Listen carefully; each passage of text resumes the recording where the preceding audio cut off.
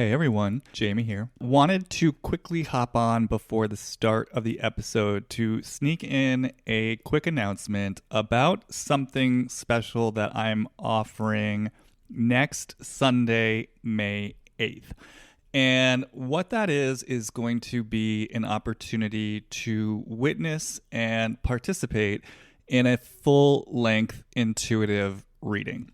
So I'm going to be inviting a special guest who some of you are probably familiar with, you real world heads out there. I'm going to be welcoming one of the stars of the iconic original real world Las Vegas, Arissa Hill, into a Zoom room where she's going to be bringing in a deep, penetrating question she wants to explore. Arissa underwent a difficult experience a few years ago, and she has a question about what she's meant to learn from it, about how to navigate it constructively, about how it serves her larger spiritual journey. And so what we're going to do is we're going to hold and explore her question, and we're going to go on a journey together to help her find some answers. And what I want to do with this intuitive reading is really open up the space for people out there to come and to first witness the reading. So people will be holding silent space for Arissa as she goes on her journey. And in doing so, to participate in the energy of the reading. So for those of you who maybe follow me on Instagram, you know, in the past I've done quick hit questions on Instagram Lives.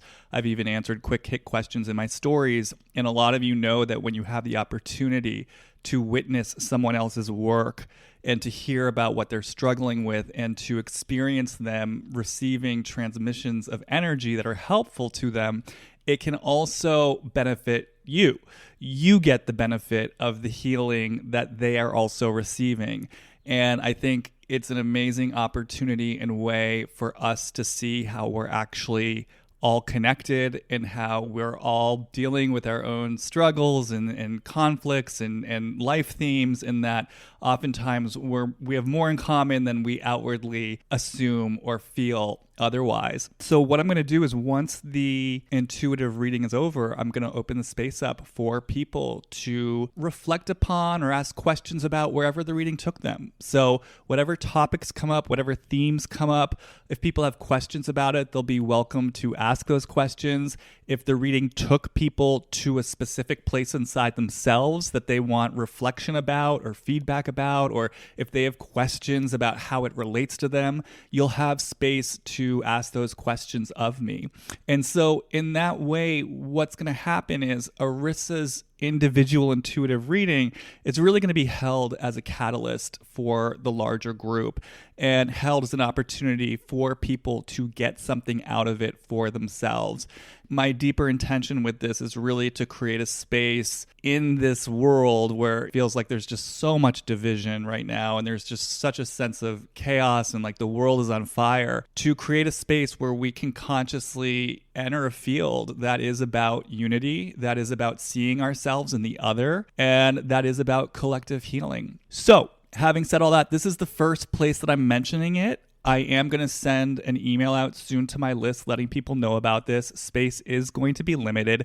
It's basically going to be free. And what I mean by that is it is going to be on a donation basis with all the proceeds going to charity. I'm going to donate all the proceeds to the National Center for Missing and Exploited Children, which is a great charity that helps to find missing kids, reduce child sexual exploitation, and prevent child victimization. So I'll be asking for, anywhere from a $5 to $25 donation just to hold your spot. And once you've registered, you'll get information about all the details of how to show up and claim your seat at the Zoom reading. So again, this is going to be Sunday, May 8th. It's going to be from 12:30 to 2:30 p.m. Pacific.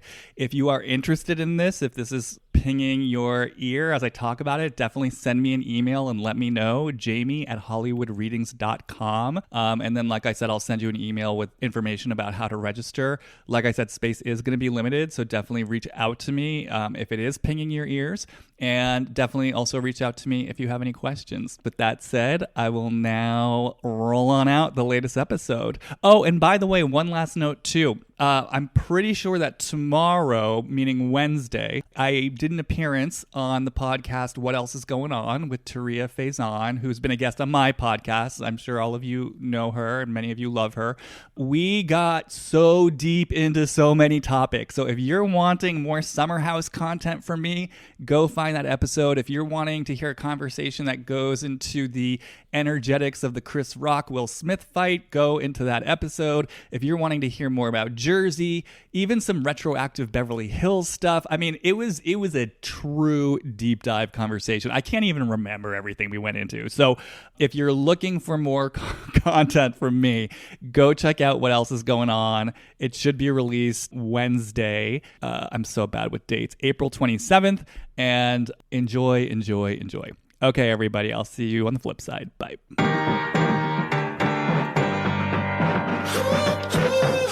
Hi, and welcome to Deep Dive with Jamie Stein, where we take a deep dive look at all things reality TV, pop culture, and the world at large. I'm an intuitive and an empath, which means I pick up on the thoughts, feelings, and energy percolating in other people and the world around me. I believe there is meaning waiting to be found at every turn if you're willing to see it. So join me as we dismantle everything from trash TV to high spiritual concepts and learn more about ourselves, each other, and how we're all connected.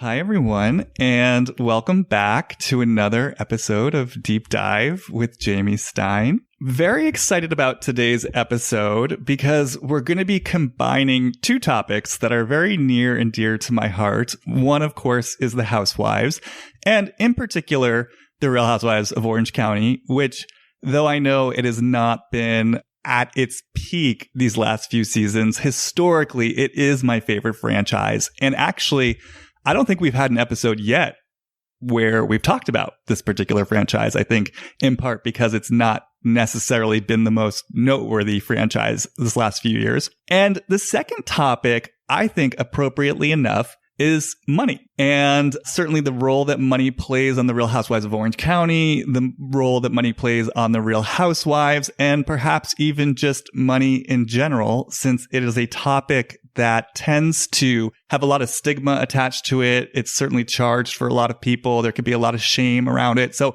money is something that I absolutely love talking about and kind of taking some of that charge out of it for people. And I've certainly been on my own journey with money, as we all have. So with that said, I've got two guests today, one of whom is new to the podcast, and I'll introduce her first. And she has a very particular and expert viewpoint on these matters. I first met her through my work. She came to me for a reading and came to discover that she has actually a very powerful and vibrant business called The Financial Diet, which is basically a multimedia platform that's all about educating people, and I think in particular women, about money and financial empowerment. And after we met through the reading, I would get all sorts of really interesting and provocative and thought-provoking messages about her experience of the role money was playing on the different shows or with the different housewives. And it just seemed like a no-brainer to have her on to deep dive this topic. So with all that said, please welcome Chelsea Fagan to the deep dive. Hi, Chelsea. Hi, Jamie. Thank you for having me. Very excited to be here. Great. How are you today? I'm doing really well. It's extremely dreary outside here in Manhattan, but, staying positive. All right, good. And then our second guest, who at this point barely needs any introduction. She's a staple on the deep dive. We all know and love her, Piper Sample. Hi, Piper. Hi, Jamie. Hi, Chelsea. Hi, everyone. And Piper, you also have a very unique vantage point into this universe because you actually live and work in Orange County, and which is interesting, right? Because you are maybe not what we think of as the typical Orange County resident, at least as portrayed on these shows, certainly politically, certainly spiritually, certainly in matters of money. So yeah, not my circle, just to be clear. And yet you're living in it.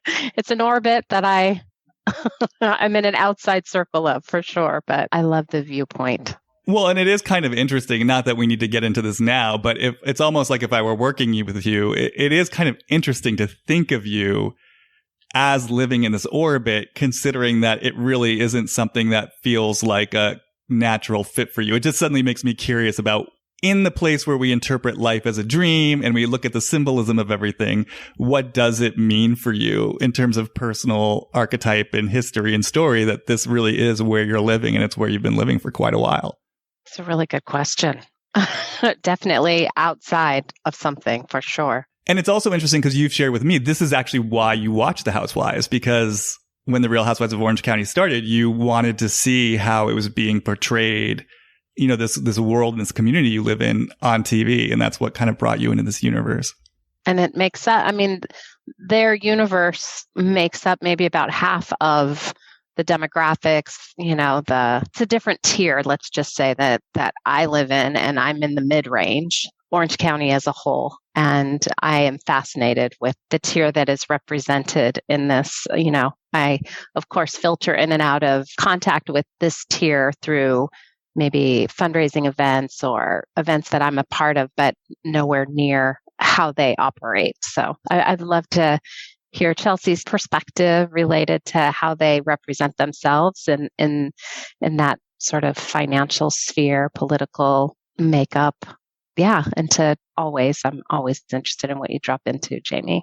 Well, and it's also interesting, I guess the last thing I'll say up top, just as we're laying the groundwork for wherever this is going to go, you do remind me that Orange County is really interesting because it has evolved over time, and it really does have roots, I believe, in like a bohemian, artistic, creative culture at one time, and that it's really kind of changed over the years into sort of what we regard it as now, right? Well, I think especially the area that a lot of these women are, because that Laguna Beach area was definitely more of a bohemian artist, the canyon, that lifestyle. And then as the land started being developed, I grew up here also. So I saw Newport Coast, the areas that those houses didn't exist when I was growing up. These were the places where we rode horses and you went to the beach and there were characters. Laguna was I don't think it was ever like Venice, but it definitely had a different vibe to it than it does now based on who owns stores there. And I did massage for a long time. So I used to travel to people's homes, and especially as they were building up out there, some of these people became more clients. And it was interesting to feel how it became, I don't know, I guess I don't want to say it got taken over, but there's definitely a shift in, it doesn't feel like it did when I grew up here. The Dubrows took over. And then Chelsea, just to give people some context for you, like I said, you have this really, what to me feels like very powerful, like I said, very vibrant, alive business. And I'm just so curious if you could maybe share a little bit about how the financial diet came to be. I'm assuming this must have been born, in large part from your own journey. Can you tell us a little bit about, how you conceived of this and just where it all came from? Yeah. So for context, the Financial Diet, my company, is a small independent media company based out of New York City, where I live. And we sort of specialize in financial education, primarily for younger adult women. You're right that it came out of my personal experience with money, which was always quite negative. And I had quite a lot of financial troubles. And when I started the Financial Diet, it was actually just initially a personal blog to hold myself accountable. I was working for another media company. I'd already published a book and gotten, a small but sizable enough to hold me accountable following online. So I started the blog just to kind of have a reason to follow through on some of my financial goals, because even though I had, not a high paying job, but I had a steady job with a paycheck, I had had some professional success, I was still in a very fraught relationship with money, wasn't managing it very well. And the Financial Diet just very quickly grew out of that initial personal blog and became what it is today, which is a thriving small media business. So does that mean that the blog was a vehicle for you continuing to work through your self-described fraught relationship with money? Yes, it was. Again, I was working at another media company, and in addition to my own negative relationship with money at the time, it was summer 2014, there really weren't a ton of financial media resources for women. Most of it was targeted at men. Most of it was targeted at older men at that. And the sort of idea of talking about money in a very kind of conversational or editorial way, which is how we talk about it. A lot of our most popular videos on YouTube, for example, are related to the financial aspect of some sort of cultural phenomenon. We've talked about the Housewives, for example, but are not, the very sort of bone dry financial 101. That stuff didn't really exist. And I noticed also at my main job that, we talked about everything in media as it pertained to young adult women's lives, but we didn't talk about money. That was, in many ways, I think, even more taboo than talking about sex or talking about drug and alcohol use or all these other things, which should be nominally more difficult for women to talk about. But money was most absent from the conversation. And I'm so curious, in terms of the difference in the conversation around money, in terms of how it's directed towards women or young women versus men. Can you speak to that a little bit? Like, what is the quality of that difference for you? So gender roles within finances, I've always found extremely fascinating because most people statistically will end up in heterosexual long-term partnerships of some kind, where money is a huge factor. And women, even in households where they earn more, where they're more educated, typically don't manage the long-term finances, but women on aggregate manage all of the sort of day-to-day money management, balancing the checkbook, shopping, consumer decisions, all of these things. So we have a very specific dynamic around money that is gendered in a way sort of from the era where women really didn't work very much outside of the home, weren't even allowed to have, their own credit card without their husband co-signing on it. But we're in an era where women are often earning equal to or more than a man does. And the sort of long-term decision making is still sort of default regarded as something a man is going to be better at, more apt at. And the thing is, when you raise children, generally speaking, in different ways, when you give men more tools to handle long-term financial planning, as is sort of generally the average experience, they are going to be naturally more suited to it as adults. So there's a really bad self-perpetuating cycle where women are sort of taught from a young age that they're just inherently not good at money, which I think is also tied up in the fact that most people think that being good with money or managing finances is a question of math, and there's almost literally no math involved. And the math that is there, you can just have an app do it. So it's not sort of equivalent to, having an aptitude for STEM careers or something like that. But we teach women a very specific narrative about money and then are sort of surprised when they fulfill that narrative. Yeah, it's interesting. I mean, I find this so fascinating and feel like I could talk to you about this for hours. What I will say, just in hearing you speak, what I kind of suddenly felt too in the collective was also, and I'm curious to get your feedback, whether this is true, like sort of dropping myself into the point of view of, a potential woman client of yours, let's say, or a follower of yours, almost like a shame around like my willingness to take responsibility for my money in an empowered way, like that there's almost something taboo or wrong about, like, who am I to step into this sort of empowered role and relationship to my money? Shame is probably the most defining emotion that we find in people, whether it's shame about what you don't know or shame about what you did or shame about the questions even that you have to ask. I mean, a lot of people coming to us will ask questions like, what is a 401k? And these are not, we don't we don't learn these things in school. So it's not embarrassing to not know. But I think a lot of women in particular reach a certain age in adulthood.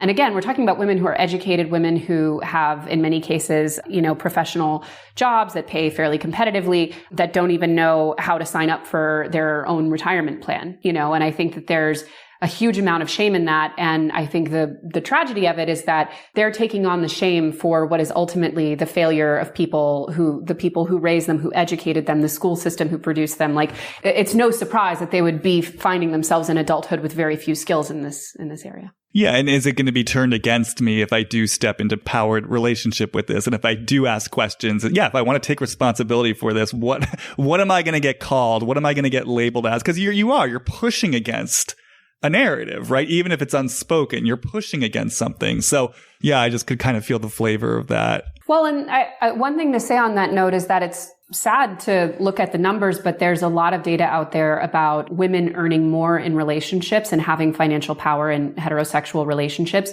actually on aggregate, resulting in more divorces, more separations. I think for men, especially, raised in that very sort of patriarchal idea of money as being sort of the center of their value and masculinity, it's still to this day extremely difficult for men, I think, in many cases, to deal with a woman who is very financially empowered. Yeah, I was thinking that it's like, money equals power in a lot of communities, and power is threatening to people that aren't on board with empowering others, where it's more of a competitive schema rather than, yes, more, let me support you, make more, because then we can do something with it. So yeah, I loved hearing what you were saying there about kind of how that system. And it's so interesting because this does really dovetail into so much of what we see on the Housewives. And I was thinking about the fact, in preparation for this episode, that money really is the unofficial co-star of this show. I mean, even its very inception, and I kind of chuckle at this because for me, I really can't even think of a single housewife whose life is actually aspirational to me, but it was conceived as an aspirational show, where we're watching aspirational lifestyles behind the gates. And so inherent to that is this notion of we're watching women or families with money, right? So it's like bred into the very framework of the show. And then, of course, as it's evolved, so much of the conversation is about whose money is real, whose money isn't real. And then, of course, just to even what you're speaking to, Chelsea, part of what I love about the show is watching some of these women go from being like dependent on their husbands, kind of second tier in the structure of their family, literally becoming the star of the show, generating income for themselves. And, in the cases of women like Tamra, for example, I feel like getting the financial independence necessary to actually leave and create a life for herself that is much more authentic and congruent than the life she would have had otherwise. Or even someone like Alexis, whose time on the show was short. And I don't know that she necessarily kind of engineered it towards financial independence, but you could still, or Jennifer Aydin's another great example of what's happening on New Jersey. You could see these women who, by virtue of having this platform and having a vehicle where she is the star of the show, she has this opportunity to develop her stronger voice, to come into more of her own independence. So there's just a lot at play, even within the Housewives universe. And then, of course, as I was taking notes, I mean, the two words I kept hearing over and over were Jen Shah, and who's literally most likely about to go to prison because of her quest for money and what money means to her, and presumably her shame around money that she's trying to outrun. Obviously there's a lot of charge and heat for her around what it means to have enough money and to afford the things. So it's just so baked in to the show. And I feel like there is a way that we talk about it, usually kind of lightly and glibly, but we don't really talk about it, about what this really means, about what we're watching on these different franchises, specifically as it relates to money. I agree. No, I think there's a lot in there. And I always loved in previous episodes, I've heard you break down some of the women that you felt distinctly benefited from that dynamic. Like you mentioned Tamra, how clearly that woman is so much better off now than she would have been otherwise. But it is fascinating how it can go either way for these women in such a powerful way. Well, it reminds me, Osho has this great quote that I love about money, where someone asked him something like, I forget what the question was, but basically his response was, look, if you're happy, money is going to make you happier. If you're unhappy, money is going to make you unhappier, And so it's really not even so money. To me, it's kind of like, in some ways, it's an inanimate thing. It's like a brick and mortar building. It really only has the emotional meaning and currency that each one of us assigns it. I mean, that's not totally true, obviously, because there's sort of cultural and larger systems that place value on it. But, there's a point that I'm making here that, I think with everything in life, it's sort of like what we bring to it and what our relationship to it is that in large part is going to define what our relationship to it continues to be. So to me, it kind of makes sense that, I think the different women's trajectories with the show in large part is kind of a reflection of how they're coming to it and what they're coming to it with and what they're willing to sort of create for themselves. And do they have that willingness to put it to productive use? Or is it going to be a vehicle for them just to kind of crash even further and burn? Or in the case of someone like Luann, it almost feels like both at the same time, which is so interesting. Well, for me, as you were talking about it, especially when you linked it to, like Osho's theory, it's like I've always seen it as a reflection. It helps us reflect how we feel about flow, how we hold on to something, how we let something go. Like, whenever I think about this in the context of working with people, it's like it reflects both how they were socialized, like their relationship with it. And in other words, like how they were socialized to think about wealth or money in general, what it affords them, what it allows them, but how easy it is to have it flow towards them and how easy it is to then release it back out. And like you said, what is it being used to promote or support? Is it purely just an individual, like I have more things, or is it like I want this money to go and support, something else that could use the support that this privilege now allows me to offer to others? So watching it from the Housewives kind of, linking it there, it's like, it never fails across my mind.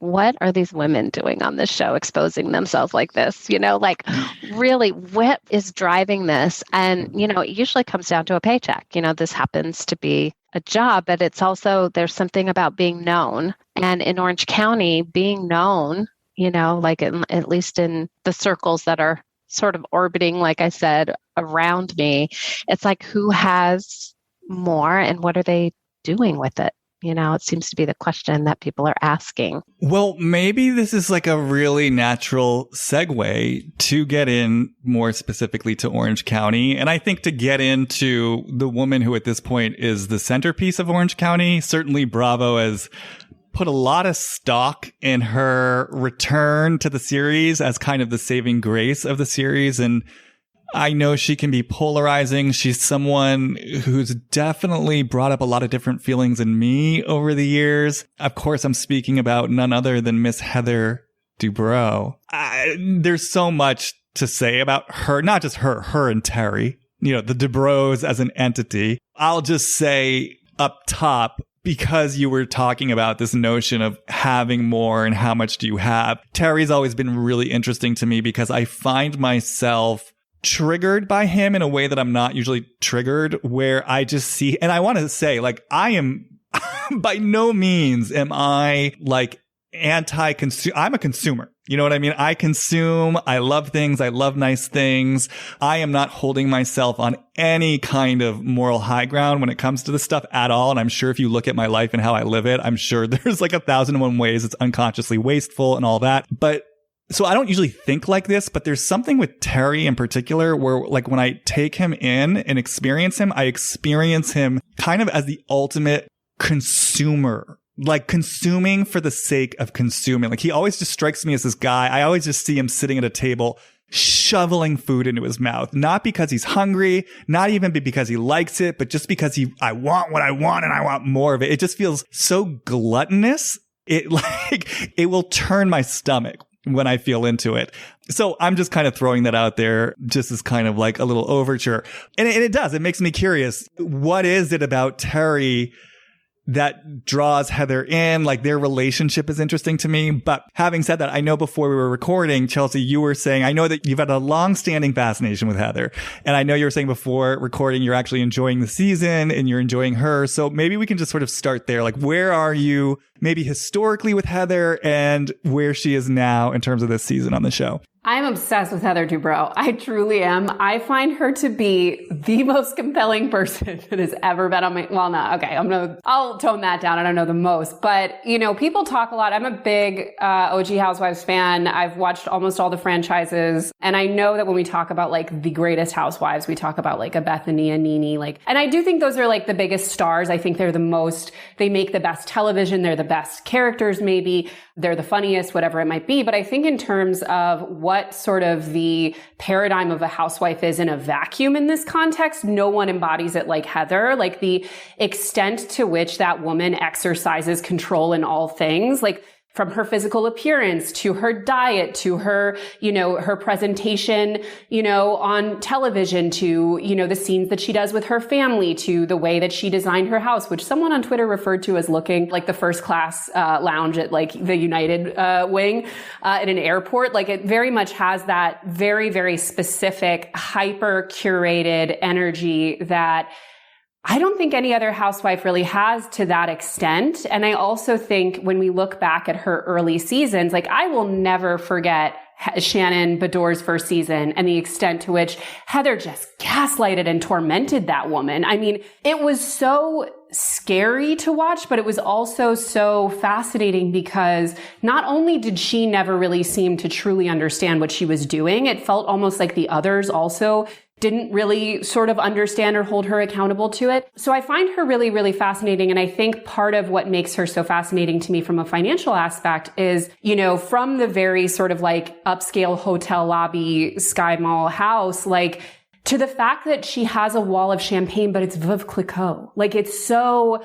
lowbrow. It's so lowbrow, and yet only in Orange County could that be perceived as super classy. And even now, they all refer to her as being so elegant and so mannered and so highbrow. And it's incredible to me because, say what you will about the New York ladies, but they would laugh at a wall of Veuve Clicquot behind your dining room table. But because of the specific type of wealth and the specific type of sort of cultural backdrop that Orange County gives it, she's able to sort of seem very aspirational and highbrow in a way I don't think she would anywhere else. And to me, that makes her even more compelling. Yeah, it's interesting because people will sometimes say online, oh, Heather belongs in Beverly Hills.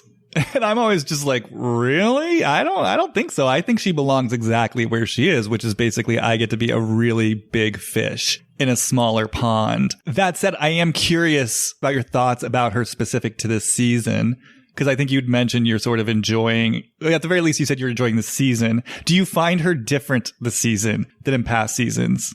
I think that this has happened with many housewives, and to me, there's always something both kind of sad and nostalgic because you remember the glory days with that housewife, but also very interesting is when they come back and they clearly have a very, very self-managed idea of what the return is going to be like, what their character is going to be, what their role is going to be. And we've seen it with NeNe, with Bethany, with all of these different housewives. And to see it happen with Heather, who as a rule already is so profoundly self-managed and so controlled, there's almost a Truman Show aspect to me of it when you watch the scenes that she is so obviously curating to go a certain way. And Noella, who, I mean, we could talk about Noella, but at the very least, Noella is very good at and unafraid to completely derail Heather's sort of intended story arc and her intended plot lines. And I find that really, really interesting. And even, for example, I got a lot out of the scene where she was like at Nobu, which again, that's a very Heather place to be, is like Nobu, Malibu. But she's there with her family and she has this scene where I'm pretty sure she like briefed all of the kids and Terry on what they were going to talk about before they were at this restaurant. And they're all sitting there, having like ordering their edamame and like having this very specific experience. And then two of the daughters start fighting. And you can tell that Heather's like, let's not do this on camera, like very much trying to manage the daughters back into the scene that she wanted to have. And I find that kind of television, again, in like kind of a Truman Show way, to be so interesting. Like when the tracks derail in a way that she can't control, which, I'm just sort of taking in everything you're saying, and I'm curious, Piper, sort of what's going on for you. But, even just when you harken back to season 9, which was Shannon's first season, which, by the way, that's like probably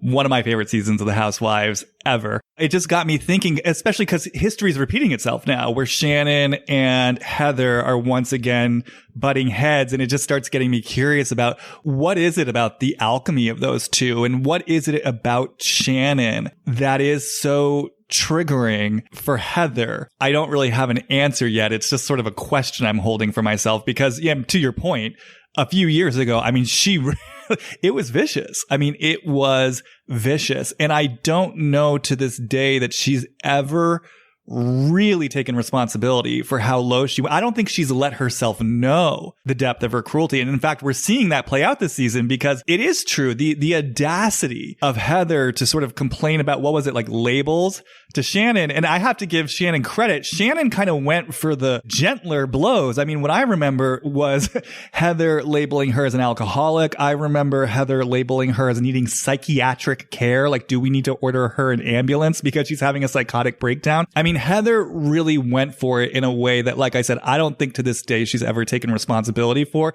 And then you can see it this season. I mean, even in the initial conflict where, you know, be mad at Gina for bringing this up at the dinner. Be mad at this Nicole woman for harboring this secret about having sued Terry and never telling you about it.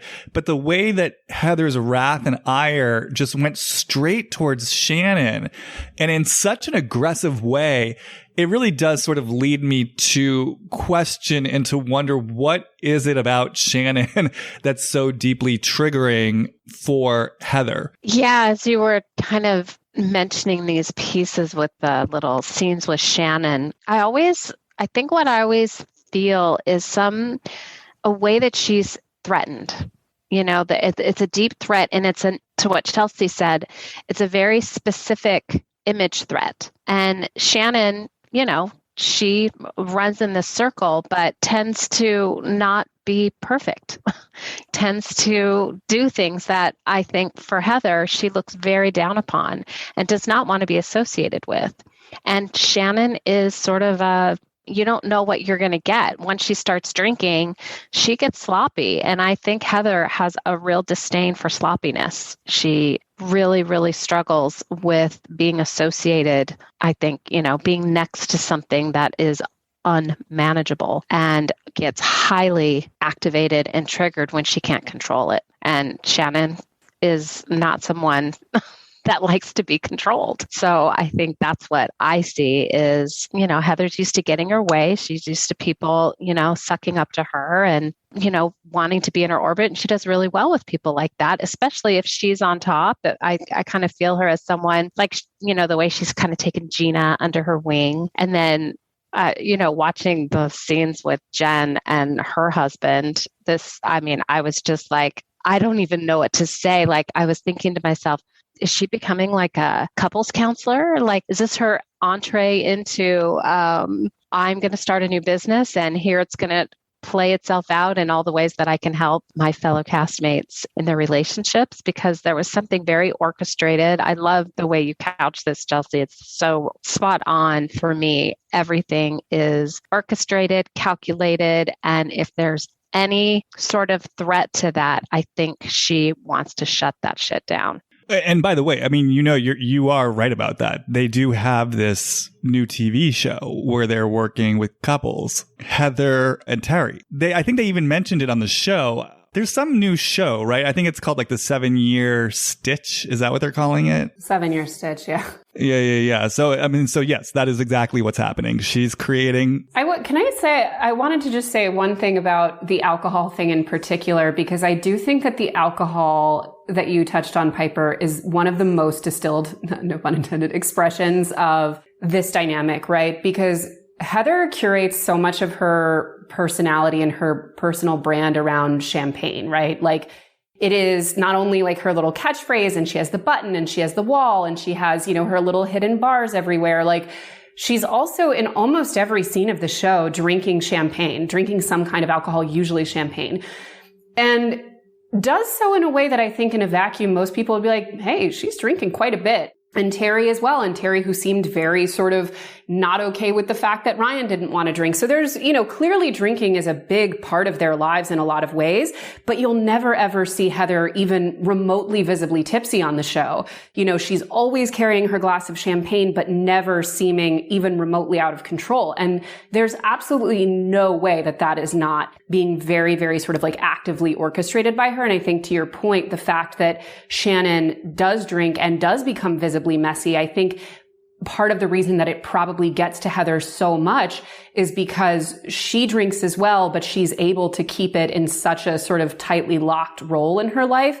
And the fact that Shannon doesn't, I think, almost disgusts her. Yes. And this is really helping me to contextualize some stuff that was kind of coming through me before the episode. I was kind of just sort of feeling around before the episode. And it's helping me because I keep going back, Chelsea, to kind of what you said about how the sort of ludicrousness of Heather positioning herself as this self-styled snob, right, who's all about champagne, but then the champagne brands actually, I mean, I actually don't know anything about champagne, but I'm taking your word for it that it's ultimately kind of a day class A brand. And I was sort of feeling into that as you guys were talking, like, what's that about? Like, what's this about this woman who seems to have so much currency and mileage, yes, out of being like the know-it-all connoisseur who actually maybe doesn't really know much of anything. And when I kind of felt into it, well, one, it really sort of speaks to what you guys are saying, which is it's almost like if Heather actually allowed herself to perhaps be someone who truly knows about things, right? Who truly is like a real champagne expert. Like, as an example, it's almost like, yes, that then puts her in a bigger, more professional, wiser world, right? But if she is instead this woman who, like I said, is sort of the big fish in the small pond, who can play a part amongst people who maybe don't even know what she's talking about enough to challenge her, well, then that's a way that she gets to be the one who truly knows it all. And she gets to stay in control rather than having to risk sort of being in a bigger world where there are going to be people who maybe know more than her, you know, where she's not sort of in control of that situation. Now, the reason why this is so interesting to me is, and this is something that I've thought about a lot over the years, one thing that I'm drawn to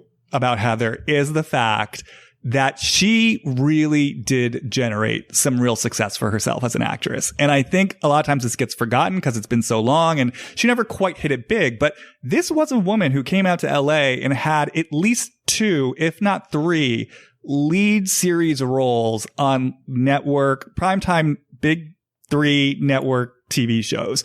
Now, none of the shows hit, you know, so she didn't become rich and famous like Courtney Cox or anything like that. But still, that's not a small thing. I mean, in terms of like achievement and accomplishment, most actors never get anywhere near that. So I've always been fascinated, again, kind of looking at pattern and, you know, kind of what it reveals about ourselves and our psyches. I've always been fascinated by this notion of like Heather got so close to something and then it didn't quite work out. And I've always had this kind of lingering sense that something in her really made a choice to turn her back on acting. Like, I've always kind of had this curiosity if like those shows not working out really kind of like devastated something in her, and that to marry Terry and to go to Orange County, like it was a real choice of I'm turning my back on something because it hasn't worked out.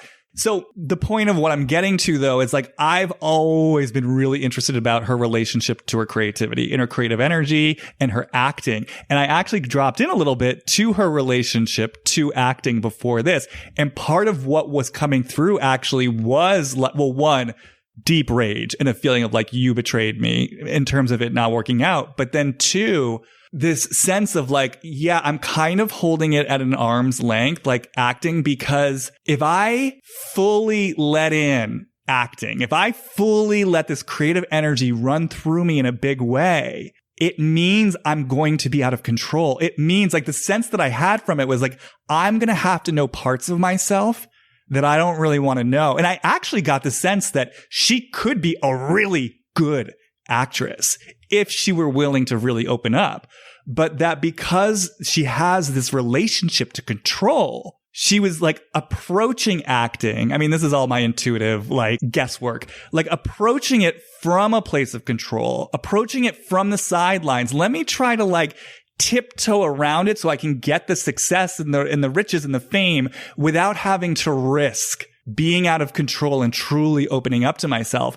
And then when that didn't work out, that's where sort of I feel the rage, and that's where I feel the decision of like, okay, I'm going in this direction. And now she's sort of in a world that she can control more, but I still feel like there's so much rage connected to where she's at because I think she absolutely feels better than it. Like, I think she feels better than the show on a certain level. Like, she needs the show at this point, but I think she feels better than the show. So anyways, I know I'm saying a lot all at once, but you guys talking about this notion of like control And yeah, like needing to be in control of everything, it just really sort of brought me back to this possibility of like, I'm never going to let myself surrender to the full power and force of my acting, even though clearly it's a powerful force in me because I generated the success, but I'm going to lock it down because it's like too threatening to me on a certain level. That's exactly what you just said in terms of the creativity, her relationship to her creativity.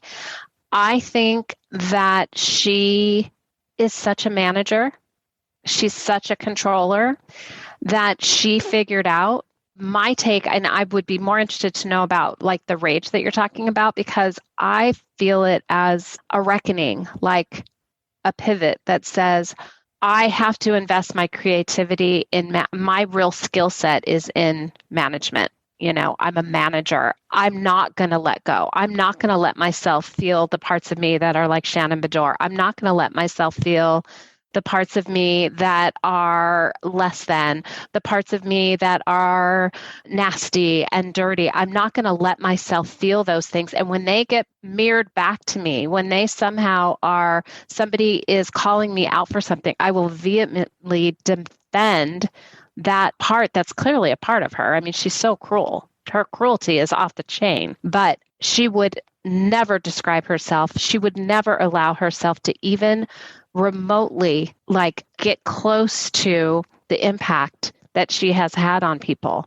You know, like I just really feel like she in the acting realm saw probably early on, I actually don't have what it takes to be an artist in the way that maybe she wanted to be. And maybe saw quickly because I see her being more of a manager than an artist. You know, her creativity is definitely filtered more in the realm of the structure of things, not the flow of things.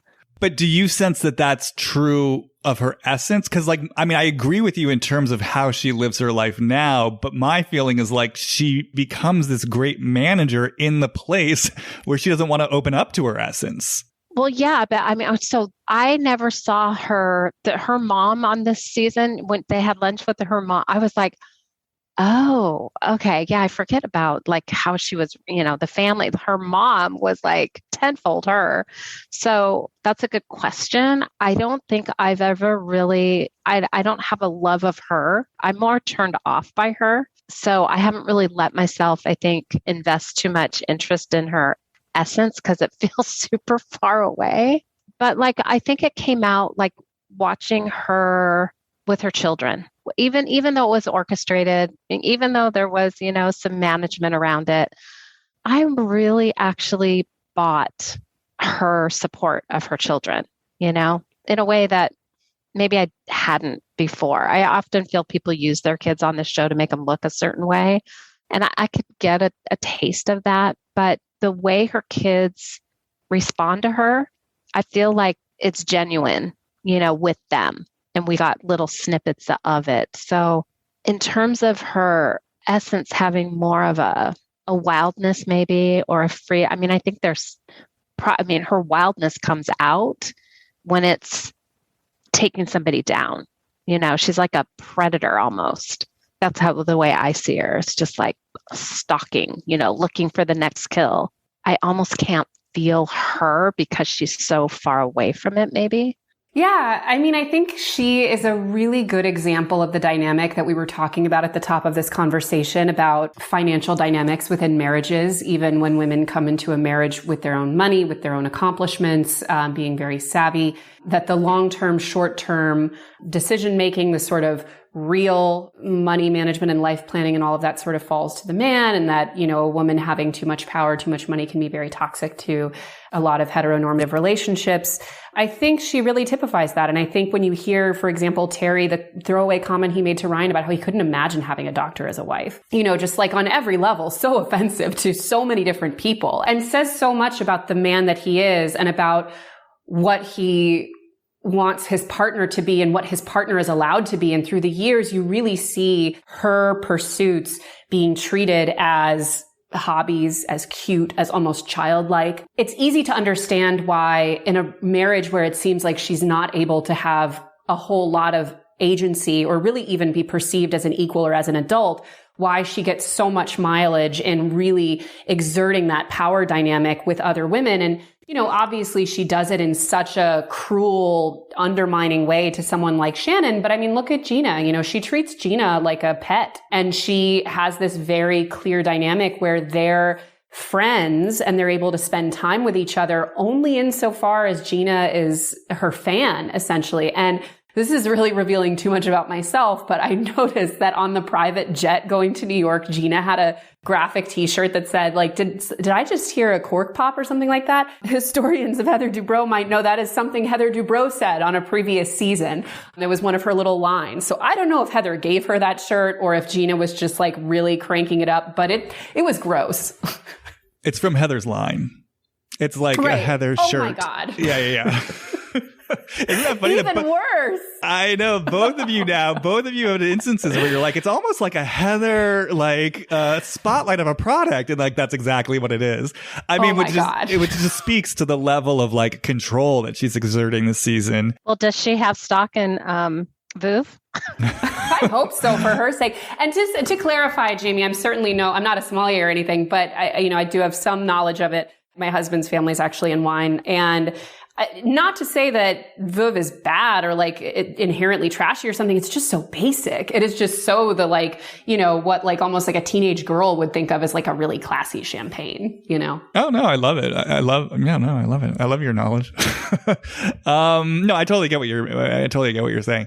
No, I mean, you guys are saying so much that like it pings so much for me. So I think just a couple things I want to say in terms of like Heather's creativity. So yes, I'm really glad you're bringing in her relationship to Terry, Chelsea, because honestly, I have always had that sense, again, in the place where it always felt to me like Heather really made a choice to turn her back on acting. Look, and this is a very reductionist, oversimplified way of saying this. Obviously, they have a multi-dimensional relationship, and obviously there are many threads there. And I'm sure, she loves this man as, her lifelong partner and the father of her children and all that. But I have kind of always felt this thread and flavor of like Plan B, Terry's Plan B. And also it's just so interesting that no one does ever really talk about Heather marrying into money in the same way that they talk about it with Erica Jane, in the same way that they talk about it. I mean, with so many of these housewives, and yet that's how I've always seen it. I mean, my suspicion, I don't know if any of us have information about this. It feels to me like Terry actually comes from money or has generational wealth, because I just don't see how they're affording all these things just based on like their income alone. But I mean, look, I don't know. But the point being, whether it's through his own generation and investment or whether he came from money or a combination of both, Terry clearly has been the primary breadwinner. And I just think it's so interesting that, yes, Heather married into this. And I think it sort of gave her and afforded her a certain lifestyle where she could be in control. And yet it doesn't ever really get talked about in those terms. And I think part of what comes up for me, like with Piper, in terms of talking about her creativity, I dropped a little bit into Heather and her relationship to her house, for example, that she takes such pride in. And what really came through was like, this is my domain. Like, this is where I'm in charge. Kind of like what you were saying, Chelsea, like, Terry, he's the one who sort of earns things. He's the doctor. Oh, you and your interests. But for Heather, it's like, this is, Terry's away at work. I'm in charge of the house. I get to do all this. I get to design it. And it really is this feeling of like, this is mine and no one can take it away from me. And the way that I experience it is, this is where my creative energy gets to flow. And again, no one can take this away from me. And kind of on that note too, I did a little digging. I dropped into Heather and just sort of saw myself looking at, like, I did a visual of their marriage license where it just says like Dr. and Mrs. Terry Dubrow. And I did feel this flavor of, feels mean to say. Again, you guys, this is just playful exploration. Who knows if any of this is true, but I felt a kind of a flavor of disappointment. Again, Plan B, but also this sense of, it's not fair that he gets to do it all. It's not fair he gets to earn it all, like specifically around the money. Like this part of her that really felt like I wanted to go out there and earn it all and be able to do with it what I wanted. And what was interesting to me, kind of when I followed that thread, because I also dropped into her around money too. I guess I'll just say all of it all at once. I feel like I'm talking a lot. But, the interesting thing about when I dropped into Heather in relationship to money, it was very similar to what I felt when I dropped into her around acting. And what surprised me was actually what I experienced was her. You guys can't see me at home, but my arm is extended and my hand's out, kind of like keeping money at an arm's distance. And I was like, wait, that's so interesting. Like, I wouldn't have expected that because Heather, again, she sort of defines herself as a relationship to affluence and money, but it was this feeling of like, I'm scared to let this energy of money run all the way through me in a direct, empowered way, because if I do, like, again, it's like I'm no longer in control somehow. So it's very much what I was saying about like why she would prefer to be the one who's the expert about the basic champagne rather than actually being like the seasoned, sort of devotee of like really good champagne. It's like if money's at an arm's length and I'm coming at it sideways and I'm marrying into it and I'm not generating it all on my own through like my acting and my creativity, there's a way in which everything still kind of stays under control and I get to keep certain parts of myself under wraps that I don't want to know about. So I don't know. I just thought this was sort of all really interesting in context of like what you guys are bringing in. When you were talking, and it's so interesting, like even the word creative next to her, it's like, I think that's where I get lost because when you were talking about her home, for instance, like I don't feel an ounce of creativity in that home. I feel it's sterile. I feel it's perfect. I feel to me, it looks like a hotel. It feels to me, I think you even said something about a lobby or I don't know, like it's a very curated, tight, and mind you, it's just not my aesthetic also. So, that might just be a judgment of mine. But, I'm a little messier and, I like things that have life in them. And even her, I don't even know how to describe it. It's like a emptiness. And so we're humans, we possess creativity, but I feel her channel for it is to create structure. It's to create boxes that people are supposed to fit inside. And if they don't, oh my God, the creativity of punishment is going to come through. It's just like it gets funneled into something that doesn't feel good to me. Well, yeah, can I just make a clarification? I agree with everything you're saying. I'm not saying that she embodies the creative energy that's there, but what I would say, and I think you would agree with this, you can feel her passion for what she is creating in the process of creating, like with her home, for example. Like she takes you through the tour. I remember her on one season talking about like the hexagonal ice cubes, the button for the champagne, the drawer that warms the towels. I don't want to speak for you. I think you can feel her. There's passion there. So that's sort of what I mean when I talk about her creative energy. Now, to your point, I agree with you though. I think, and I do have a bit of a bombshell I want to drop in all of this, but I think that yes, to your point, I think she's absolutely terrified of the creative energy that would want to come through if she let it. That's why I'm saying it's like, I don't think she ever wanted to let herself fully succeed at acting in a big way because she might have to open up in a way that she doesn't want to. And I don't know. It's like the difference between a high school theater nerd who like has the big smile on her face and sort of hits all the right beats versus like the Meryl Streep or like the Michelle Pfeiffer or the Jessica Lange who like puts her heart and soul on the line. I think her creativity is specifically getting channeled into, like you're saying, the management of structures that actually keep her creative fire suppressed, if that makes sense. But to me, that's still in a way an expression of her creativity. It's just like a little bit of an MC Escher mindfuck. I feel like it creates her mask, that the passion is clearly there. But I don't like when you were talking about essence, when you were talking about that last piece right there, it's like, oh, that's what it is. It's like, it's her mask. It's lifeless. Every ounce of her passion and her direction and her, flow goes into creating this image. And if it's an image that you look up to, fantastic, but like what's behind it? And I think what gets stressed is when the women, people like Noella, so for instance, Noella, right? We could bring her in here. Here's a woman who also is very, very attached to image, clearly, but she's a little looser, There's still something very tight about Noella, but it's almost like she's like the unsuccessful, rigid, she can't keep it together. She can't contain it. She can't do it. And I think that's one of the reasons when I look at why Noella and Heather trigger each other so much. It's like Noella's kind of the unsuccessful Heather when it comes to keeping her shit together. And maybe Noella is very free in other areas where she's let herself be sexual, let herself be a little freer. And I was just imagining, like, what do you think Heather is like in the bedroom? Piper, I was literally, oh my God.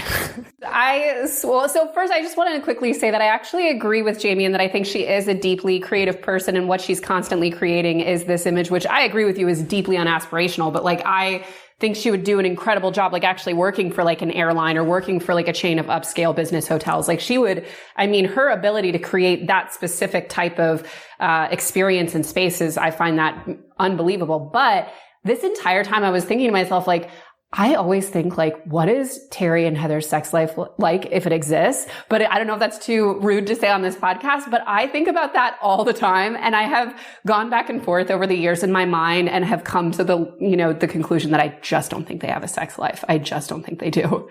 I don't know, like Terry scans to me as, and you alluded to this earlier, Jamie, and I feel as triggered by Terry as you probably do. There's something about him that reads as just, very, very, as much as she feels removed from her own humanity, he's like 10 steps further away. Like I don't even know who that man is, but I definitely get a sense that it tells me a lot that it's so important for her to maintain such a perfect image around every aspect of her life as a wife and mother. But anytime the conversation is even remotely sexual throughout the past however many seasons, she is so okay with being a huge prude and being so uncomfortable with even talking about it. And even in the most sort of like, PG married couple, older, whatever might be, whatever the sort of acceptable way for that would be, even that she's not comfortable with. And I think it says a lot that in this effort to maintain and project an image of perfection in all these other areas, even that is not enough to make her sort of try to portray herself as having a healthy and satisfying sex life with her husband. It's just so funny, you guys. I literally, just like yesterday or the day before, I have like an Instagram friend and we chat a lot. And I literally said to him, I was like, how often do you picture Terry and Heather having sex?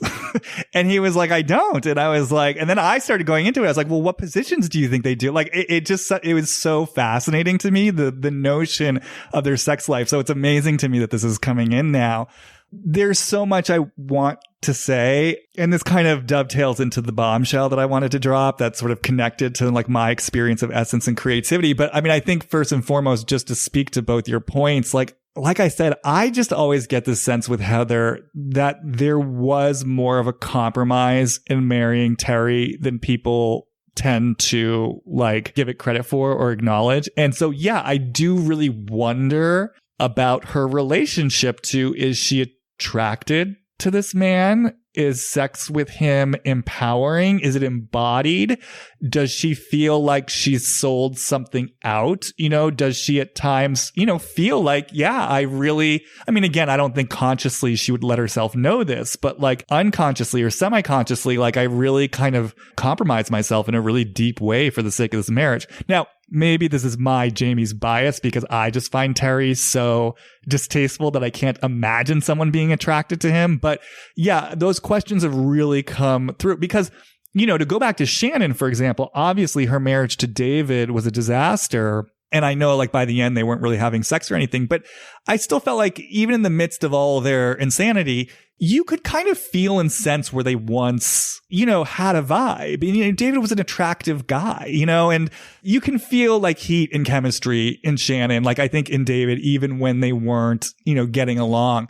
And so what I want to say about all this, though, is part of what came through when I was kind of feeling around into Heather was actually, and this is what really shocked me, although it kind of also makes sense to me as I sit with it, is when I think about Heather in essence and like creativity and who this woman might actually be, I started feeling like this relationship to like what I would call the dark feminine, like dark feminine power, dark feminine sexuality. And when I say dark, I don't mean that in a negative, critical way. Like, I mean, it almost feels like witchy to me, like dark feminine spirituality, like the feminine divine. And it was just so interesting because I've never kind of experienced her that way before. And I also want to say, like, to your point, Piper, I've said from the beginning, like years back when I first appeared on Bitch Sesh and started doing this, like my experience of Heather is that she's deeply split from herself. Like that there is, you know, if Heather's conscious mind is up here in her head,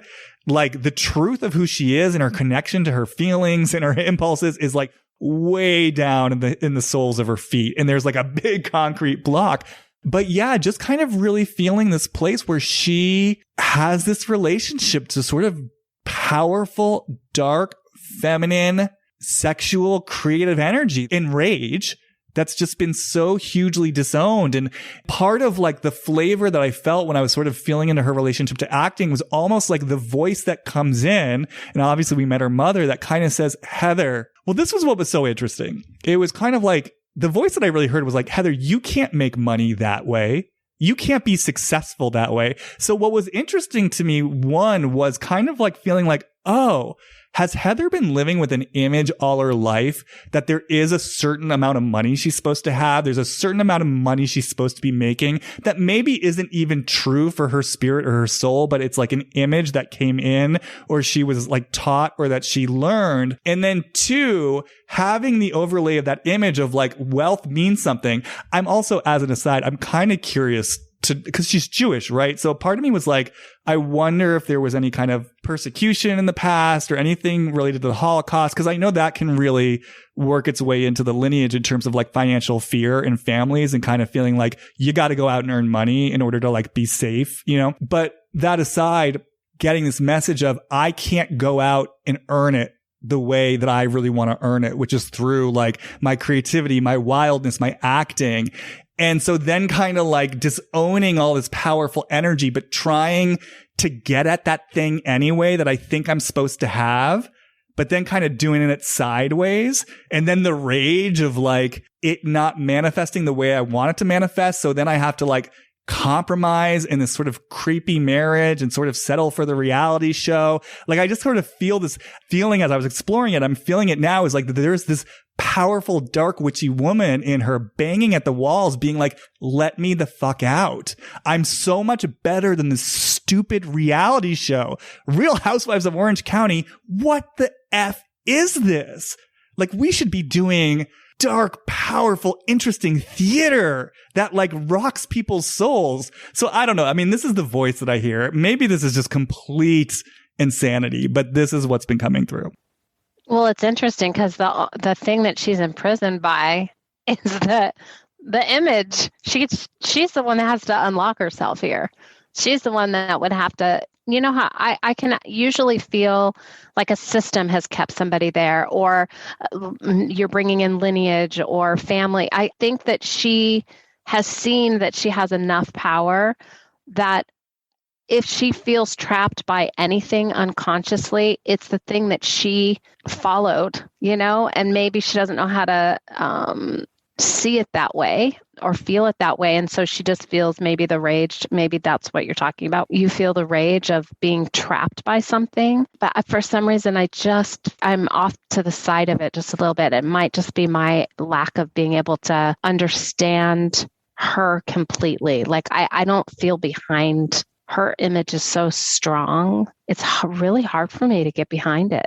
One thing that I've always found really interesting about Heather in relation to the backdrop of OC specifically, I think the consensus is obviously we don't have like the full details, but it seems like the general consensus is Heather wanted Kelly to never be on the show, wanted her off the show. During the one season they shared, threatened to leave, threatened producers, like it was a whole thing. And then it seems pretty clear that a big stipulation for Heather returning, especially in this very sort of marquee capacity, was that Kelly had to be gone, and I think that level of expression, of willpower over the production of the show is fairly unheard of for most cities. Like, you hear in most cities those kinds of demands being made, but I think with this Heather Kelly thing, that is the most clear evidence we have of it really happening, and not only happening, but being so obviously rewarded with how the show framed her and her comeback. But what I find really interesting about that, specifically as it pertains to OC, is that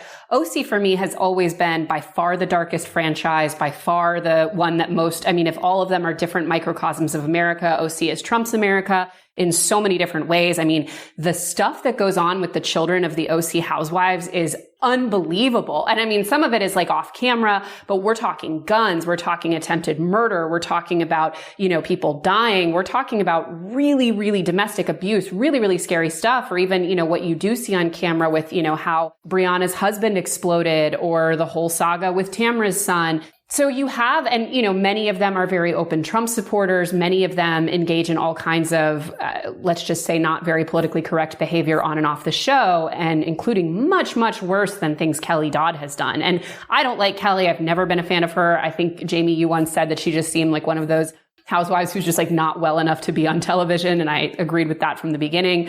I almost don't get mad at her because it just seems so chaotic and unmanageable for her even, the things she says and does. But it always really fascinated me that Heather took such particular issue with Kelly out of this entire sort of tapestry that is Orange County, and why she was so singled out in particular. And I do think probably a lot of that speaks to the extent to which Heather felt and feels that Kelly presents a risk to the franchise financially, reputationally beyond the others. It does, to me, in some ways indicate a lack of any kind of consistent value on her part. Like that, the whole thing with Kelly, as opposed to all of the other OC and all that we have going on, the fact that she singled out Kelly to that degree indicates to me that as much as she would say like, oh, we're better than this show, we have principles, this, that, and the other. No, she clearly doesn't. Even if she tells herself or tells the audience, that Kelly represented a bridge too far, clearly Kelly didn't. It's rampant. Unfortunately, as bad as Kelly is, she is not by far the worst that OC has produced. No, and I think it's a very particular voice in this area. I think Kelly Dodd actually brought some reality. Her and what was the other one that was on that show? With the husband, Slade, Gretchen. That's a little like they're in my neighborhoods, that's a little closer to, they're not up on the hill. They're down here lurking.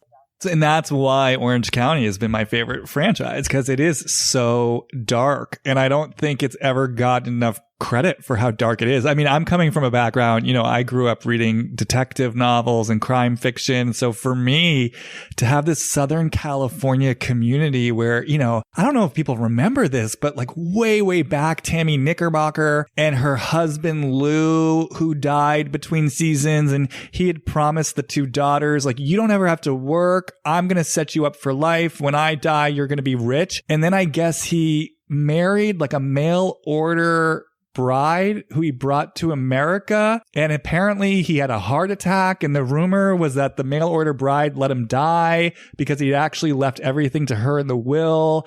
And then like the daughters were left with nothing. And then we watched Tammy and the daughters like, in the midst of financial struggle. And I'm just watching this being like, I can't even believe this is on my TV. This feels so like California neo-noir. Now, my heart goes out to these people. I don't mean to make light of their pain, but for me, it's like the darkness on this franchise is just so compelling. And yeah, I do think it's sort of offering us a piece of America that we don't really tend to see on TV. And for me, as someone who likes to see everything, like, this is why I like watching international cinema. I like to see other worlds.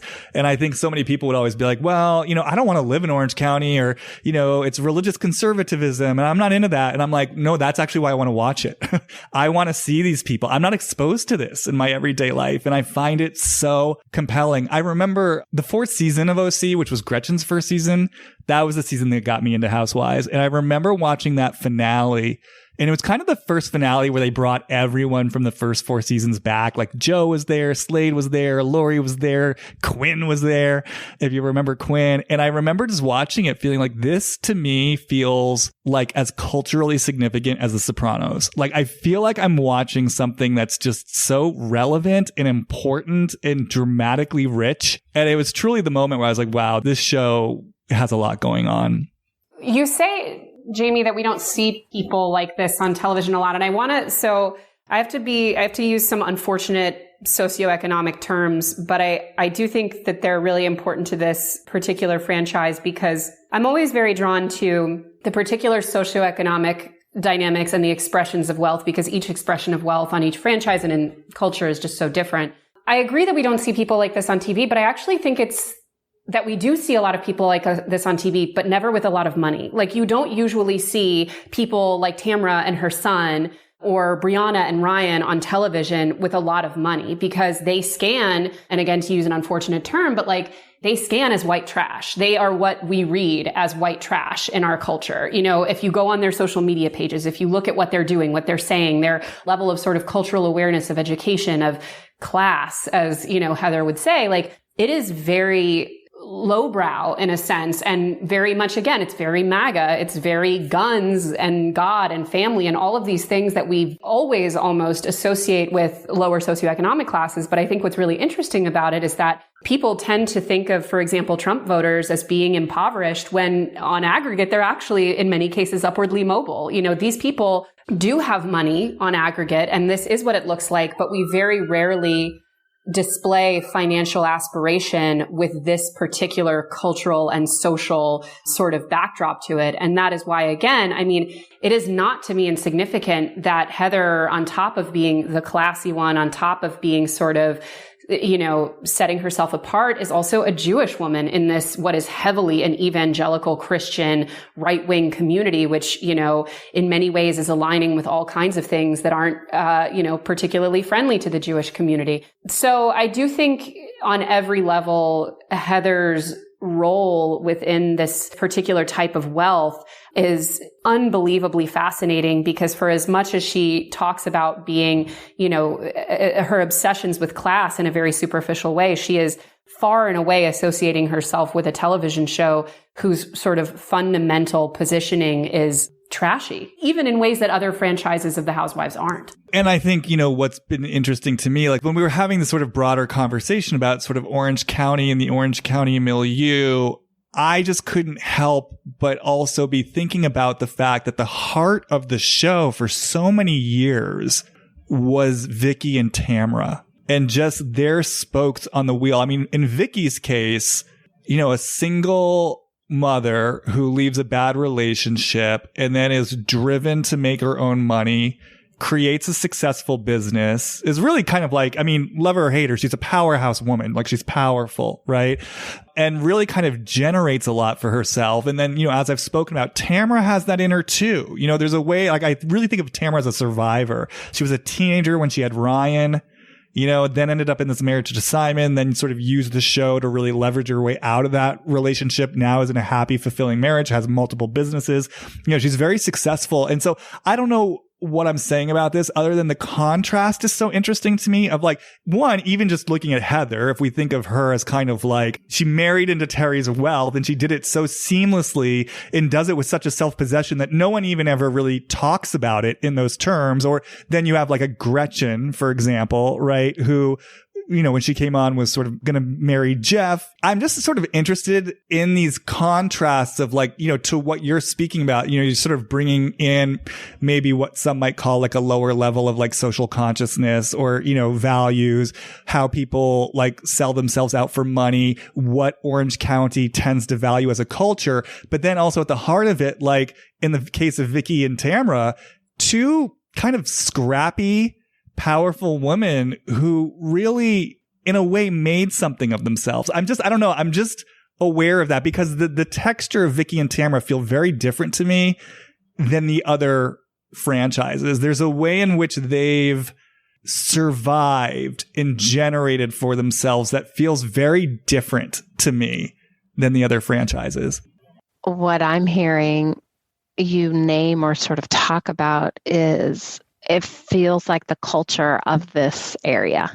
There's a lot of working class, in this area. And a lot of people then have, look, LA, people that couldn't buy in LA, they came to Orange County, So I think it's kind of like the little sister, little brother, I don't know. It just feels like, in a way, if you talk about class, Orange County, at least that's been my experience growing up. We're behind the orange curtain. We don't have culture. We don't have class. These were the type of things that I heard growing up because LA was the place to be.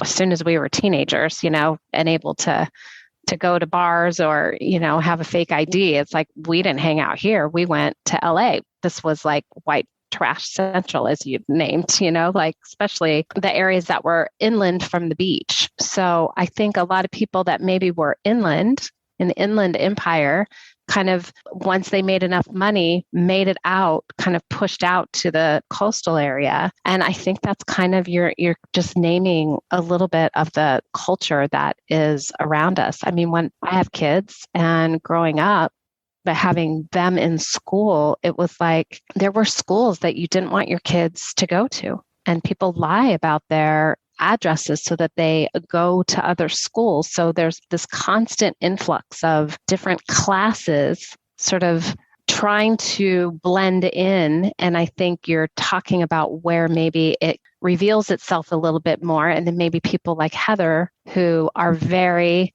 specifically wanting to identify with a particular class and all that it encompasses, there's a bit of a threat when the reality kind of shows up and says, you're not all that. This is here. This is right alongside you. She doesn't want to associate with it.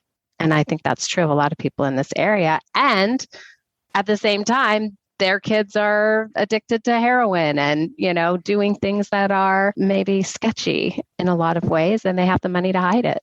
Piper, can I ask a very sort of insider OC question about Shannon in particular?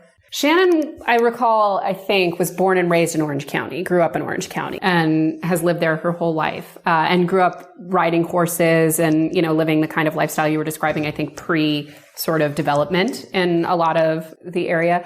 Does she, to you, represent a very prototypical Orange County woman of that class? Yes. Interesting. What would you say is the defining feature of that type of wealthy Southern California woman as opposed to a woman in LA?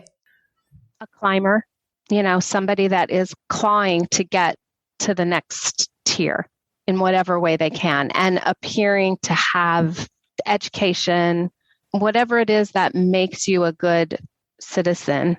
They will do anything. Look at these are the people that are buying off, the school thing that happened with the colleges and stuff that's this community right here. There was a person at our school that my kids' high school that, their father was one of the people involved in all of that. Coaches, it's a climbing, it's a weird, because I'm so middle class, it's hard for me. I have a bias, I'm sure, related to my upbringing. It's like, I'm better than you. I have to make sure that I'm better than you is the feeling.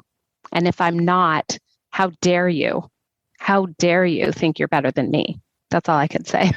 I hope that answered.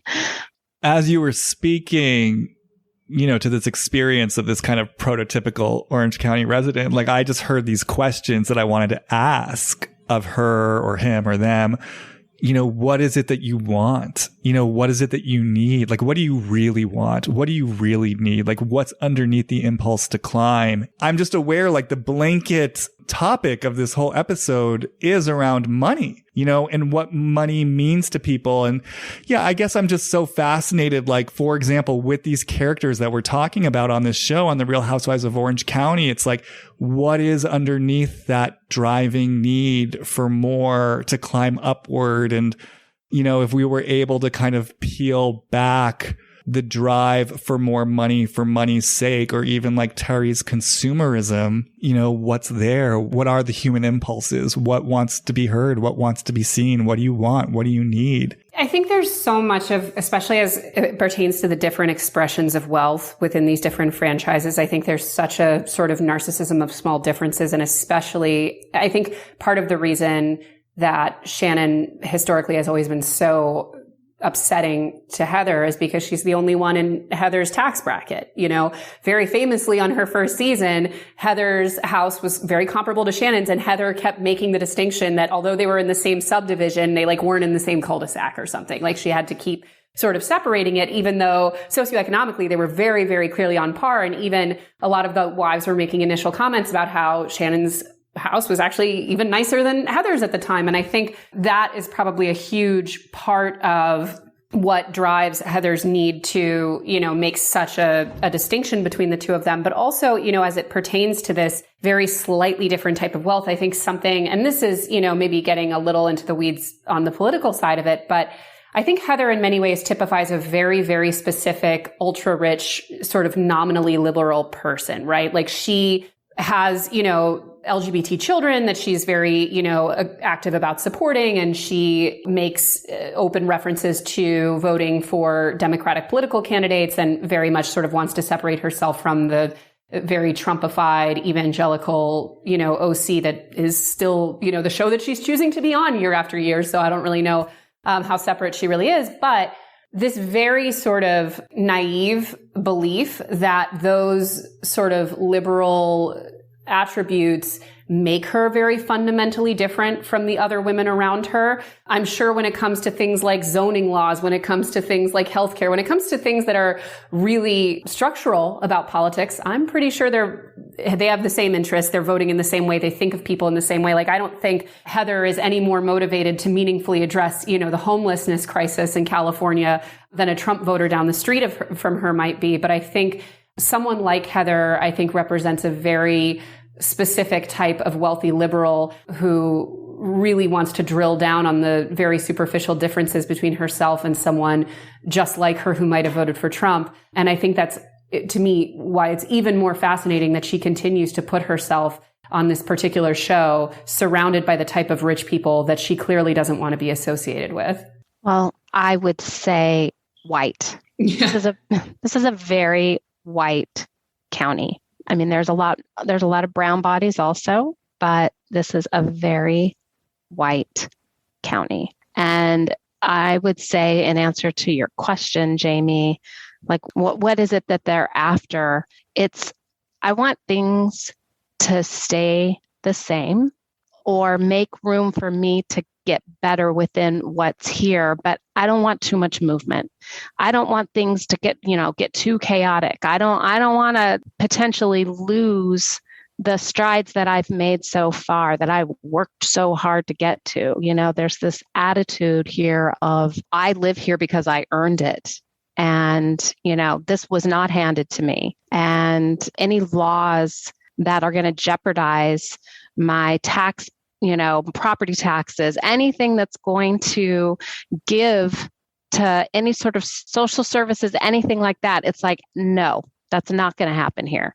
We are not looking, and I don't want to say we, like I'm including myself in this we, but this is I feel this, if I don't know for a fact, but it feels very 50-50 to me. It's a pretty tight race when it comes to voting on a lot of policies here, but things tend to stay the same. There's not a lot of change that happens here, environmentally or any structurally. It makes me think of Ryan, Tamara's Ryan, the rage that we've seen consume him.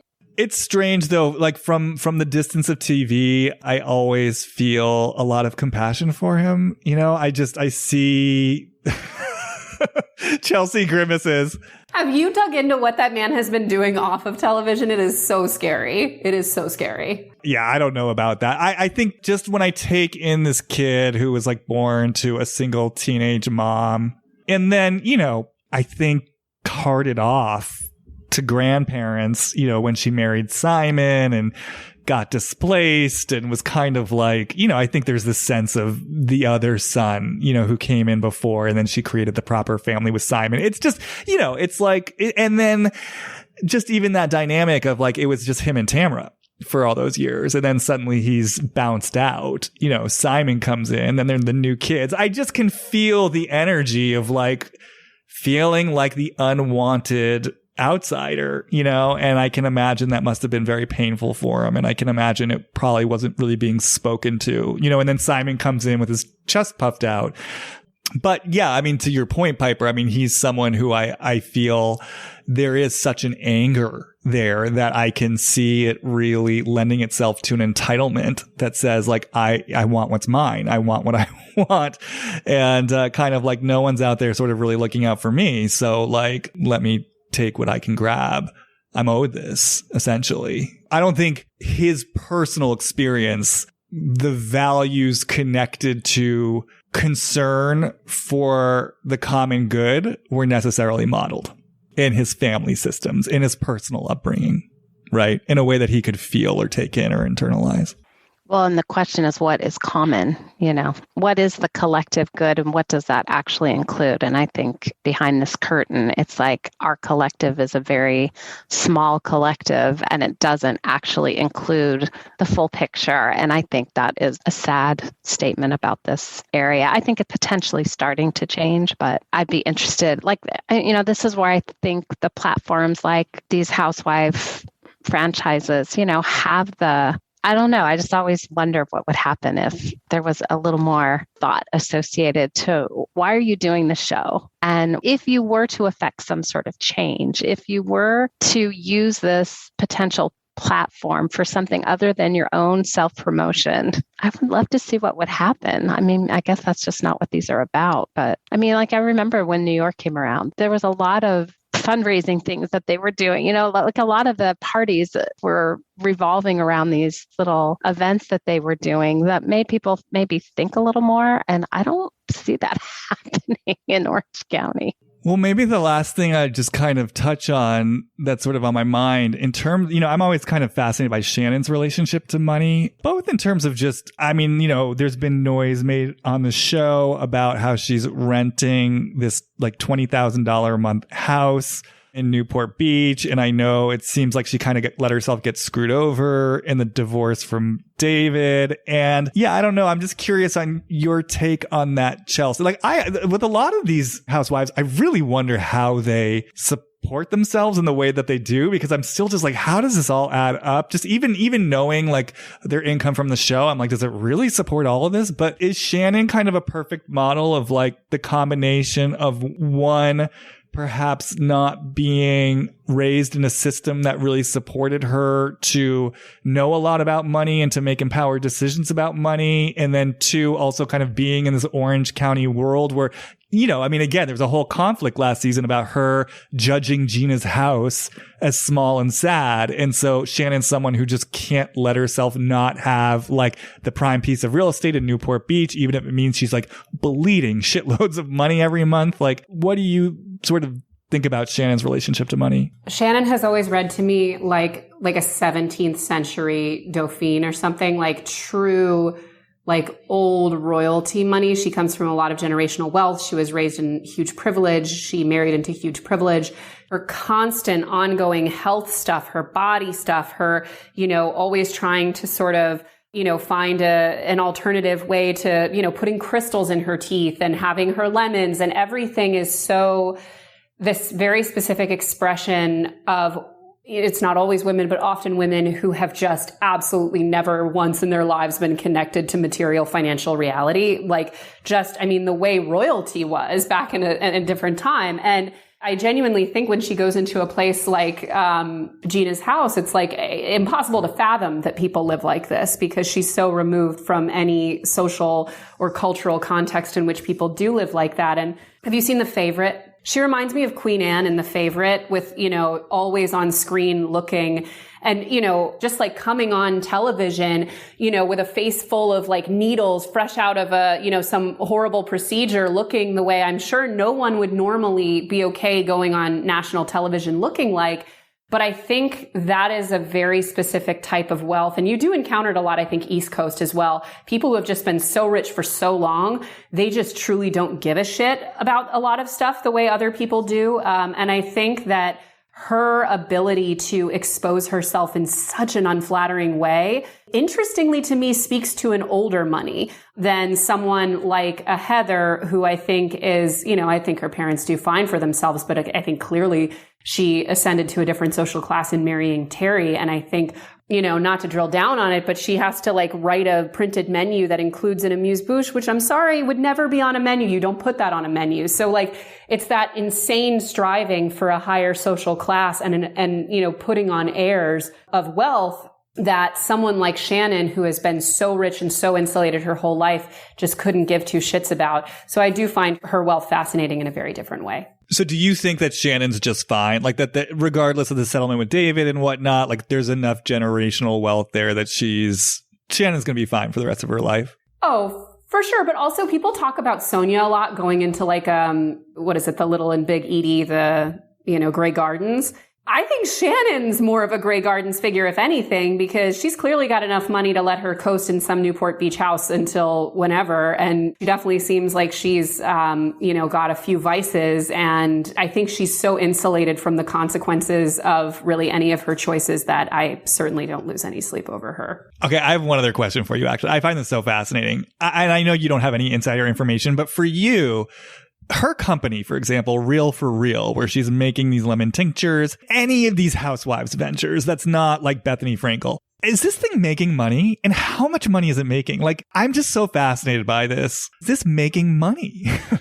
Historically, no. And when they have made money, we actually are doing a series, one part of which is going to be on some of these, not just Housewife, but these celebrity dropship brands where they're just putting their name on things, which is very, very common, like Sonia Morgan's clothing line, things like that. There's also a lot of them that are basically MLMs. But for the most part, almost categorically, no, they don't really make money. And when they do, it's usually in licensing deals and things like that. But I do think for most of them, it's a cost benefit analysis of the fact that this will provide them a storyline on the show if they don't otherwise have one. Because with Shannon, outside of that business, she's ostensibly running what exactly is happening in Shannon's life? We can only see her get laser treatments so many times. There's just not that much happening.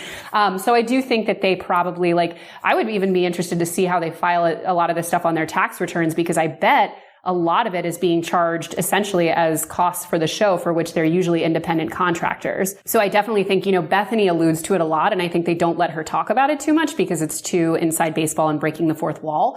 But she alludes a lot to the fact that these businesses aren't real and the fact that the wives are using them as reasons to stay on the show. And that really upsets her as someone who actually did create a line, which is now sort of dubious in terms of its actual sort of merits as a brand. But she's right that I think even in terms of the tax implications, they're probably just charging it as operating costs for the show the way they would, makeup.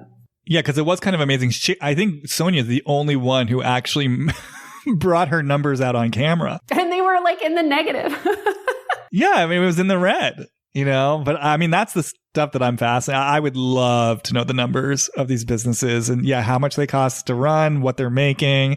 And I guess to your point for Shannon, is this even a real enterprise that because again, I will say Tamra actually creates viable businesses. She seems to have a really successful CBD company at this point. Her gym's still up and running. Yeah, I think that's a really interesting question. How many of these businesses do they even have a serious intention of breathing life into as something that's a means of supporting them beyond the show? Very difficult to say. But I would also say we shouldn't underestimate the amount of grifters that these women have hanging around them who are telling them about this business that they should do. And look at Sonia's team. Every time you saw them, you were like, Sonia, get away from these people.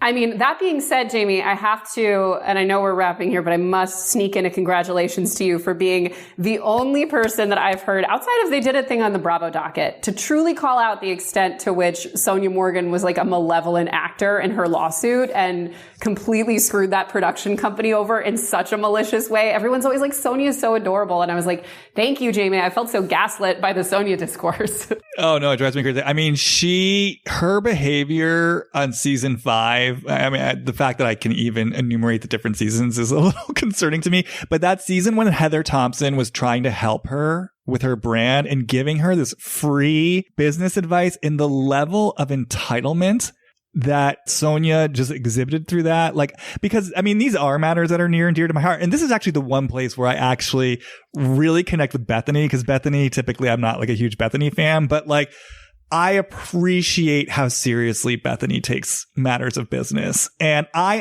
was one of the only people who was on Bethany's side when Sonia did the cheater brand and launched her own like Tipsy Girl or whatever it was called. Everyone else was like, oh, Bethany's being so cruel. I was like, no, you tell her, because there's something, I think when I'm an entrepreneur, like, yes, I do intuitive work, but it's facilitated through a business, and business is something I'm really passionate about. And kind of going back to Heather, it is a vehicle for creative energy. Anyone who has you're the same way, Chelsea, with the financial diet, and Piper, like, you have a business, in your practice. It's like our creative energy runs through these things, and they are so, I think for a lot of us, they are so deeply personal, and our heart is in it. So I think sometimes, yes, to see some of these people on TV just sort of go through the motions, not really have expertise, to your point, like deferring to other people with no real kind of like personal investment in what they're creating. And then kind of the level of entitlement that's sort of there as well. To me, it gets personally triggering, because it's like, you don't actually have a vision. You don't care about what you're putting out there. And there is something so kind of like with Terry, there's just something so mechanical and gross about this. Like, you just want me to buy your product because you just want to earn some money. There's nothing of the heart and the soul in this. There's no energetic transmission happening here. You just want me to buy your frickin' sweatshirt with a slogan on it so you can have a couple extra dollars in your back pocket. Kind of got away from your original point about Sonia. But yes, to your point, yeah, it is amazing how Sonia managed to position that as like, oh, it was just a bad business deal that fell through. And no one really does their homework and looks into it. But it's like, no, Sonia, you committed an act of fraud. That's why you lost the lawsuit. I know we've been on a while. We've traversed a lot. Any final thoughts or comments connected to all this? I was just taking a breath and kind of, it felt like such a whirlwind. It went really fast. I'm so glad to meet you, Chelsea. It was really good to hear your comments. And I'm so thinking about money right now. Like, I'm so thinking about my position here in Orange County. All of a sudden, I was just like, oh, I feel confronted by this franchise. I usually do when I watch it, but in a different way because of the conversation today. Yeah, what am I doing here?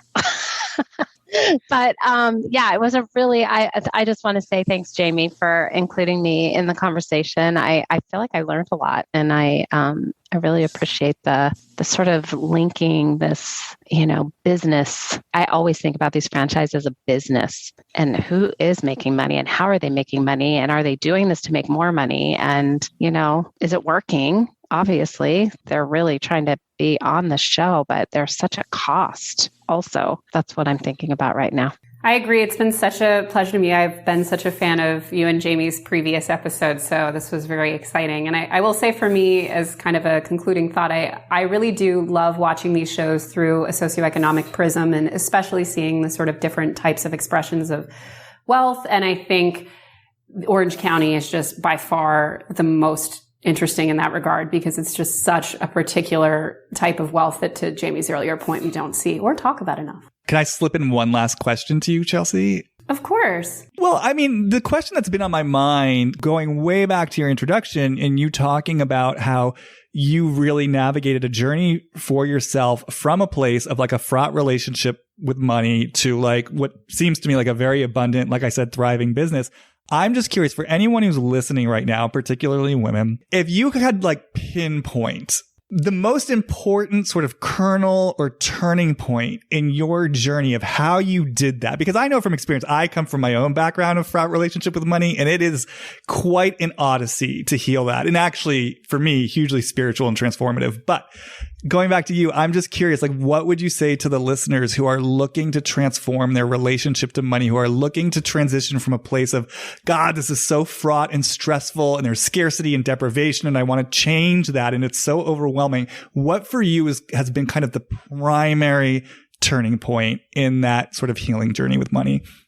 I think it's impossible to do one without the other. I think it's a two-part thing, but these are the two things that I think everyone has to do, and they can be done at absolutely any income or debt level or financial situation. One is you have to become intimately aware of your financial situation. You have to check numbers every day. You have to look at balances. You have to assess net worth. You have to be as close as possible to the reality of your finances on a daily basis as possible, because not all, but most people who have troubled relationships with money, they become avoidant in some capacity. And there's tons of great psychological data out there, but just by the act of, my favorite saying is, what gets measured gets managed. And just by the act of measuring and understanding and looking at your money, you will want to be better with it, and it will become less scary and less overwhelming. And then the second part to that is that most people tend to feel at least somewhat have trouble with money, at least in part because of their social dynamics. And I think the Housewives is a great expression of that, because so many of these women,